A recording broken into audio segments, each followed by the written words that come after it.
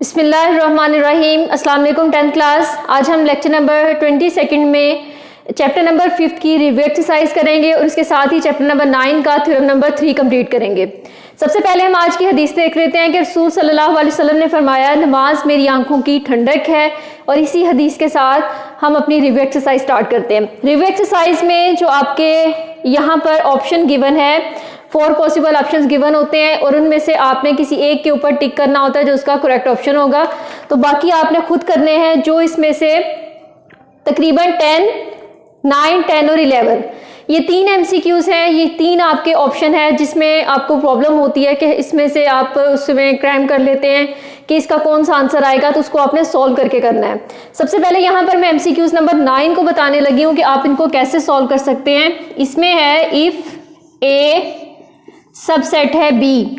अब ये वाला जो साइन है ये हमारे पास साइन होता है सबसेट का। अब सबसेट क्या है? सबसेट में होता है कि if every element of set A contain in B is called subset. इसे हम सबसेट कहते हैं। अगर ए का हर एलिमेंट बी में कंटेन कर रहा हो तो हम कहते हैं कि ए बी का सबसेट है और इसकी नोटेशन ये वाली हो जाएगी जो यहाँ पर मैंने फॉर्मेशन राइट की हुई है। अब यहाँ पर हम सपोज कर लेते हैं ए की वैल्यू मैंने ले ली यहाँ पर 1, 2 एंड 3 और बी की वैल्यू मैंने यहाँ पर ले ली 1, 2, 3, 4 एंड 5। अब MCQs नंबर 9 में क्या है? A union B equals to. उसने कहा कि A यूनियन B किसके इक्वल है, ये हमने फाइंड करना है। A की वैल्यू यही एग्जांपल ले लें और B की भी। आप अपनी मर्जी से कोई भी वैल्यू लेंगे, आपका आंसर उसके अकॉर्डिंग ही एक्यूरेट होगा। जैसे यहाँ पर मैंने A और B की वैल्यू जो सपोज की है उसके अकॉर्डिंग मैं फाइंड करूँ। A की वैल्यू है 1, 2 एंड 3 यूनियन B की वैल्यू 1, 2, 3, 4 एंड 5। अब हम इनका ले रहे हैं यूनियन A यूनियन B। जब हम A यूनियन B लेते हैं तो हम क्या करते हैं कि सारी वैल्यूज को कंबाइन करके राइट कर देते हैं, बट जो वैल्यू 2 टाइम आती है उसे जस्ट 1 टाइम राइट करते हैं। इसलिए 1, 2, 3, 4, 5 ये सारी वैल्यूज आपके पास आ जाएंगी।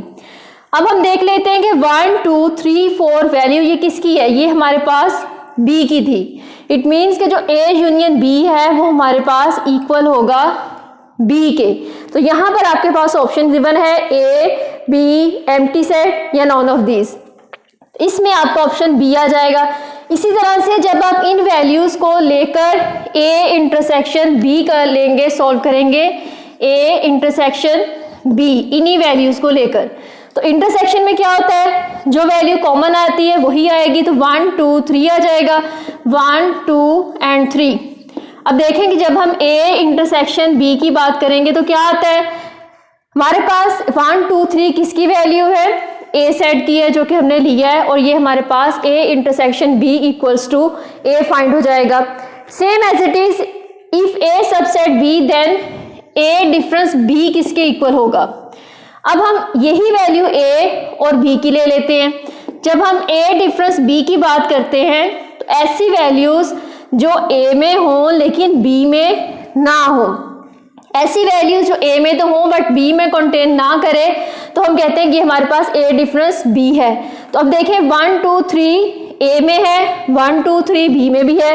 अब कोई भी ऐसी वैल्यू नहीं है जो कि B में कंटेन ना कर रही हो, तो इसलिए यहाँ पर जो आपके पास आ जाएगा वो आपके पास एम्प्टी सेट होगा। तो एम्प्टी सेट को या तो आप इस खाली ब्रैकेट से इस तरह से डिनोट करवाते हैं या आप फाई के साइन से डिनोट करवाते हैं। तो आपके ऑप्शन में ये वाला साइन गिवन है, तो उसके अकॉर्डिंग देख लीजिएगा कि A डिफरेंस B आपके पास इस साइन के अकॉर्डिंग एम्प्टी सेट आ जाएगा। आप अपनी मर्जी की एग्जाम्पल लेने के लिए कोई सी भी वैल्यू सिलेक्ट कर लें और उसके अकॉर्डिंग अपने इन MCQs को सॉल्व कर लें, क्योंकि जब आप ये MCQs लगाते हैं तो 10th क्लास आप बच्चे इन MCQs को याद करने की कोशिश करते हैं और सॉल्व करके इनको नहीं करते, इसलिए ये आपको भूल जाते हैं। अब इसी तरह से कुछ फिल्म ब्लैंक है जो कि इसी टाइप की है। इन फिलिंग ब्लैंक में जो आपके पास फिलिंग ब्लैंक नंबर 6, 7, 8, 9। अब यहाँ पर सबसे पहले तो उसने कहा था कंप्लीमेंट ऑफ 5 इज, यहाँ पर मैं एमसीक्यू इसकी फिलिंग ब्लैंक नंबर 7 लेने लगी हूँ। 7 में the complement of 5 is you, उसने 7 में जो दिया हुआ है द कॉम्प्लीमेंट ऑफ 5 इज, ये हमने फाइंड करना है कि जो साइन 5 है उसका कॉम्प्लीमेंट क्या आएगा। अब देखिए जब हम कॉम्प्लीमेंट की बात करते हैं हमें पता है कि हमारे पास कोई ना कोई एक यूनिवर्सल सेट भी होगा, उसको हम सपोज कर लेते हैं। तो यहां पर मैं सपोज की हुई वैल्यू ही ले रही हूं, तो u मैंने ले लिया 1, 2, 3 से लेकर 10 तक। कॉम्प्लीमेंट ऑफ 5 लेना है और सेकंड इस 5 को मैंने लेट कर लिया कि ये मेरे पास a equals to empty set है। जब हम कॉम्प्लीमेंट लेंगे 5 का, इट मीन्स कि u माइनस 5, यानी u की वैल्यू आप लिखेंगे 1, 2, 3 से लेकर 10 तक एंड डिफरेंस 5। अब क्या होगा कि जब कॉम्प्लीमेंट ऑफ 5 हम ले रहे हैं, इट मीन्स कि इसका हम कॉम्प्लीमेंट ले रहे हैं, तो ऐसी वैल्यू जो u में कंटेन करें बट इसमें ना हो, तो ऐसी तो हमारे पास कोई भी वैल्यू नहीं है। तो ये सारे की ऐसी वैल्यू देखें, यहाँ पर 1 से लेकर 10 तक हमारे पास काउंटिंग है और ये हमारे पास एम्प्टी सेट है। तो इसलिए क्या होगा कि ये सारी की सारी वैल्यू यहाँ पर आ जाएगी जो कि u की है। तो आप इन्हीं वैल्यूज को यूज करते हुए एमसीक्यूज नंबर 6, 7 और 8 इनको आप कंप्लीट कर सकते हैं। अब जैसे यहाँ पर एक और आपके पास है, एक और मैं यहाँ से पॉइंट लेने लगी हूँ, एमसीक्यूज नंबर 8। एमसीक्यूज नंबर 8 में a intersection a complement filling blank है ये आपकी, ये किसके इक्वल है? a इंटरसेक्शन a कॉम्प्लीमेंट किसके इक्वल आता है? तो आपने क्या करना है कि कॉम्प्लीमेंट के लिए तो आपको u की वैल्यू रिक्वायर है, तो u की वैल्यू आप लेट कर लें, खुद से ले लें कोई भी वैल्यू 1, 2, 3, 4 एंड 5 और a की वैल्यू मैंने वो भी सपोज की हुई ले ली अपने पास से 2, 3, 4। अब जब आपने सबसे पहले तो कॉम्प्लीमेंट सॉल्व करना होता है, कॉम्प्लीमेंट सॉल्व करेंगे u difference a complement equals to u difference a, u की वैल्यू आपने ली 1, 2, 3, 4 एंड 5 एंड डिफरेंस a की वैल्यू 2, 3 एंड 4। अब u डिफरेंस a में क्या होगा, u में वैल्यू कंटेन करें बट a में ना हो, 1 एंड 5। अब आपने क्या करना है, a इंटरसेक्शन a कॉम्प्लीमेंट लेना है, a intersection a complement, a की वैल्यू आपके पास है 2, 3, 4 इंटरसेक्शन a कॉम्प्लीमेंट आप फाइंड कर चुकी हैं 1 एंड 5। अब देखें इंटरसेक्शन में हम क्या करते हैं कि जो कॉमन वैल्यूज आती हैं वो हम राइट करते हैं जो वैल्यू आपके पास एक जैसी हो। अब यहाँ पर जो वैल्यू आ रही है, क्या ये और ये वैल्यू कोई भी सेम है? नहीं सेम है, तो इट मीन्स कि ये आपका एम्प्टी हो जाएगा, या जिसको आप इस तरह से राइट कर सकते हैं। इसलिए आपका यहाँ पर जो ऑप्शन हो जाएगा वो आपके पास 5 आ जाएगा, क्योंकि यहाँ पर कोई भी कॉमन एलिमेंट्स नहीं है। तो इसी तरह से आपने जो रिमेनिंग एमसीक्यूज है, जो फिलिंग ब्लैंक है, वो आपने कंप्लीट करनी है। क्वेश्चंस को सॉल्व करते हुए अपने एमसीक्यूज को आपने कंप्लीट करना है। अब इसके साथ ही हम चैप्टर नंबर 9 के थ्योरम पर आते हैं, बट इससे रिलेटेड जितनी भी आपकी फिलिंग ब्लैंक है वो आपने कंप्लीट करनी है। इसमें आपकी डेफिनेशंस आ रही हैं, वो हम सारी बहुत डिटेल से कर चुके हैं और उन डेफिनेशंस को आपने अच्छी तरह से लर्न करना है। अब हमारा चैप्टर नंबर 9 में थ्योरम नंबर 3 है। थ्योरम नंबर 3 में perpendicular from the centre of a circle on a cord bisect it. Perpendicular from the centre of a circle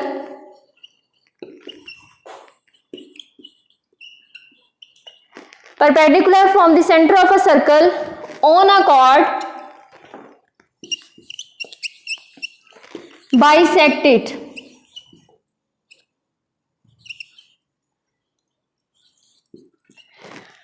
अब इसका क्या मतलब है हमारे पास, उसने कहा perpendicular from the centre of a circle.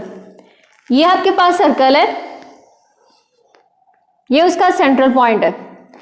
Perpendicular from the centre of a circle on a chord, it means कि हमारे पास क्या है, एक कॉर्ड है, ये ले लिया पॉइंट ए एंड बी, इस कॉर्ड के ऊपर perpendicular from the centre of a circle, ये इस सर्कल के सेंटर से एक परपेंडिकुलर फॉल किया ऑन अ परपेंडिकुलर बाइसेक्टर।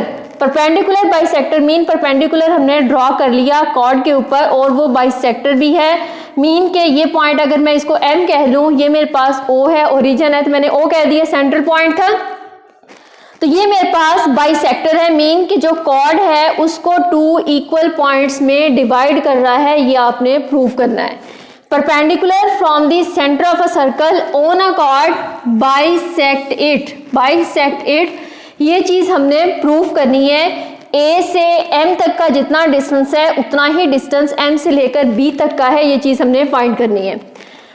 अब यहाँ पर आपको गिवन क्या क्या था, गिवन में था AB is the chord of a circle, क्योंकि उसने कहा था कि from the centre of a circle on a chord, it means के कॉर्ड आपको गिवन थी। AB is the chord of a circle with center at O, then measurement of OM is perpendicular to AB, क्योंकि उसने perpendicular की बात पहले से की थी उसके सेंट्रल पॉइंट से। अब कंस्ट्रक्शन हमने क्या की, ज्वाइन करवा दिया O to A and O to B, in points को हमने ज्वाइन करवा दिया।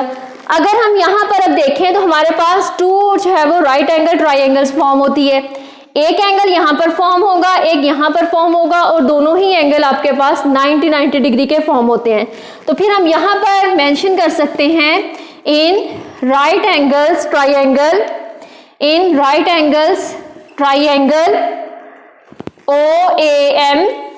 OAM करस्पॉन्डेंस है OBM के, यानी आपके पास ये वाली और ये वाली जो 2 ट्राइंगल्स आपके पास फॉर्म हुई है ये आपके पास सेम है। अब अगर हम नेक्स्ट बात कर लें तो मेजर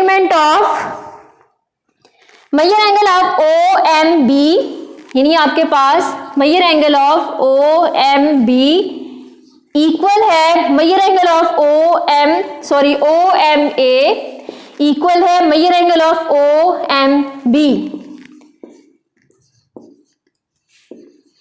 और ये दोनों एंगल आपके पास 90 डिग्री के।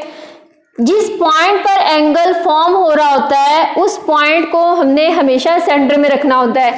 M पर एंगल फॉर्म हो रहा था, OMA इक्वल है मेजर एंगल ऑफ OMB, और दोनों एंगल आपके पास 90 डिग्री के हैं। अब सेकेंडली ये वाला जो पॉइंट है OA एंड OB, ये आपके पास कौन सा पॉइंट होता है, ये आपके पास हमेशा रेडियस होता है। तो हम क्या कहेंगे कि हमारे पास क्या है, ये हाइपो है, यानी हाइपोटेनियस होता है। अगर राइट एंगल ट्राइंगल की बात कर रहे हैं, परपेंडिकुलर बेस, और ये हमारे पास है हाइपो, तो हम कहेंगे hypo measurement of OA equal है हाइपो मेजरमेंट ऑफ OB, और ये आपके पास क्या है, रीजन में लिख देंगे कि ये क्या है आपके पास, ये आपके पास रेडियाई है उस सर्कल के। अब आपके पास कॉमन चीज क्या है, OM, ये जो OM है परपेंडिकुलर है, ये इस OAM ट्राइंगल का भी है और OBM का भी है, तो इट मीन्स के जो OM है आपके पास मेजरमेंट ऑफ OM इक्वल है मेजरमेंट ऑफ OM। ये पॉइंट यहाँ पर हम लिख देंगे रीजन में कि ये पॉइंट हमारे पास कॉमन पॉइंट है इनका। अब क्या है कि जो ट्राइंगल OAM, अब जो ट्राइंगल OAM ये कंग्रुएंट है, ये वाला जो साइन है ये चाहे वो साइन ऑफ कंग्रुएंसी होता है, तो OAM कंग्रुएंट है OBM के ट्राइंगल। अब देखें कि हमने सिमिलर ट्राइंगल में और कंग्रुएंट ट्राइंगल में 9th क्लास में बहुत अच्छे से डिफरेंस पढ़ा था कि हमारे पास कंग्रुएंट ट्राइंगल वो ट्राइंगल होती है जो अपनी हर साइड के अकॉर्डिंग, हर एंगल के अकॉर्डिंग, हर मेजरमेंट के अकॉर्डिंग सेम हो। जबकि सिमिलर में क्या होता है कि हमारे पास जैसे ये भी एक ट्राइंगल है और ये भी एक ट्राइंगल है, ये सिमिलर ट्राइंगल है, हम इनको कंग्रुएंट ट्राइंगल नहीं बोल सकते क्योंकि इनकी सिर्फ शेप सेम है, देखने में सेम है, बट इनकी मेजरमेंट सेम नहीं है। तो सेम ट्राइंगल में, सिमिलर में वो होगा जो चीज़ देखने में सेम नज़र आ रही हो। और कंग्रुएंसी में क्या होता है कि अगर जितनी ट्राइंगल आपके पास ये है उतनी ही मेजरमेंट की ट्राइंगल दूसरी भी हो आपके पास, हम कहते हैं कि ये कंग्रुएंट ट्राइंगल है। इसलिए जो ट्राइंगल OAM है ये कंग्रुएंट है ट्राइंगल OBM के, क्योंकि दोनों आपके पास इन ट्राइंगल सेम है। अब देखिए जब उनका OM कॉमन पॉइंट है, हाइपो दोनों का सेम है और उसके अलावा दोनों के एंगल सेम है, दोनों ट्राइंगल आपस में कंग्रुएंट है, अगर ये सारी कंडीशंस पूरी हो रही है तो फिर हम क्या कह सकते हैं कि अगर ये वाली कंडीशंस इसकी पूरी हो रही है तो फिर हम कह सकते हैं कि जो AM है वो इक्वल है MB के, यहाँ हम कह देते हैं BM के, क्योंकि हमारे पास जब सारे पॉइंट्स हमने फाइंड कर लिए तो फिर हम कहेंगे since AM hence measurement of AM equal है मेजरमेंट ऑफ BM, क्योंकि हमने सारे पॉइंट्स उसको बता दिए। अगर ये चीजें सेम है तो जो आपके पास OM है वो भी फिर क्या है, OM is the perpendicular bisector of chord AB, जो आपने प्रूव करना था OM is the perpendicular bisector of AB, क्योंकि अगर OM परपेंडिकुलर बाइसेक्टर है तो ही आपके पास मेजरमेंट ऑफ AM इक्वल आ रही है मेजरमेंट ऑफ BM के। अगर ये जस्ट परपेंडिकुलर होता बट बाइसेक्टर ना होता तो फिर ये मेजरमेंट्स आपके पास सेम नहीं आ सकती थी, क्योंकि बाइसेक्टर का मीन ही ये है कि टू इक्वल पार्ट्स में किसी भी चीज को डिवाइड कर देना। अगर ये चीजें हमारे पास प्रूफ हो गई तो फिर हम यहाँ पर ये भी कह सकते हैं measurement of OM is perpendicular bisector. आप पूरा परपेंडिकुलर लिख लें या उसका साइन यूज कर लें। OM is the perpendicular bisector of chord AB।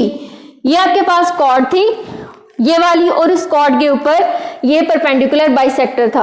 आपने सबसे पहले क्या करना है, गिवन लिखेंगे। हर थ्योरम में मैं आपको बता रही हूँ कि गिवन के बिल्कुल सामने आपकी डायग्राम होनी चाहिए। ऐसा नहीं हो कि आपने गिवन भी लिख दिया है, आपने प्रूफ भी लिख दिया है, कंस्ट्रक्शन भी लिख दी और देन आप जाकर अपनी डायग्राम फॉर्म करवा रहे हैं। नहीं, आपने गिवन के फौरन बाद डायग्राम बनानी है और उसके साथ ही नीचे अपनी पूरी जो है वो स्टेटमेंट्स लेके आया करें कि आपने उसमें प्रूफ क्या करना है और आपकी कंस्ट्रक्शन क्या है, नेक्स्ट आपकी स्टेटमेंट और रीजंस। अब यहाँ पर ये आपका थ्योरम नंबर 3 था। इस थ्योरम की आपने अच्छी तरह से प्रैक्टिस भी करनी है और इसको लर्न भी करना है। इसको आपने क्रैम करने की कोशिश नहीं करनी, इसकी डायग्राम बनाए। इस डायग्राम में जो कुछ भी आपके पॉइंट्स होंगे वो सारे के सारे आपकी स्टेटमेंट्स और रीजंस में आ जाएंगे। इसलिए अगर डायग्राम के अकॉर्डिंग ही आप खुद करते करते करेंगे तो इसको क्रैम करने की जरूरत नहीं पड़ेगी। चैप्टर नंबर 5 की रिव्यू और चैप्टर नंबर 9 का थ्योरम नंबर 3 इसको अच्छी तरह से आपने लर्न करना है। ओके, जज़ाकल्लाह एंड अल्लाह हाफिज़।